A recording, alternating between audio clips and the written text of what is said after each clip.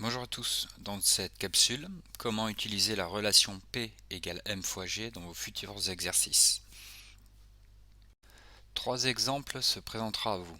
Le premier type d'énoncé précise « je cherche le poids ». C'est le plus simple, vous devez connaître la relation P égale M fois G. Il ne reste plus qu'à faire attention aux unités. G en newton par kilogramme, cette unité vous sera toujours donnée. M est bien en kilogrammes, si ce n'est pas le cas, il faudra convertir. Ainsi, en multipliant la masse par G, l'intensité de la pesanteur, vous obtiendrez le poids en newton. Le deuxième type d'énoncé, cette fois-ci, on vous demande la masse. Il faudra alors faire un peu de calcul littéral.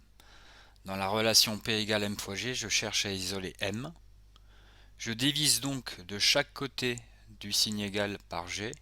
Les constantes G à droite du signe égal vont se simplifier. Vous obtenez la relation M égale P divisé par G. Encore une fois, il restera à faire attention aux unités. G en newton par kilogramme, le poids P en newton, la masse sera en kilogrammes. Et enfin, dernier type d'énoncé, cette fois-ci on vous demande de calculer la constante G, l'intensité de la pesanteur sur un astre quelconque par exemple. Il faudra alors encore une fois faire un peu de calcul littéral. Dans la relation P égale M fois G, je cherche à isoler G. Je divise donc de chaque côté du signe égal par M. Les masses M à droite du signe égal vont se simplifier. Vous obtiendrez la relation G égale P divisé par M. Il restera encore et encore à faire attention aux unités. La masse est bien en kilogrammes, attention aux conversions. Le poids P en newton, l'intensité de la pesanteur sera en newton par kilogramme.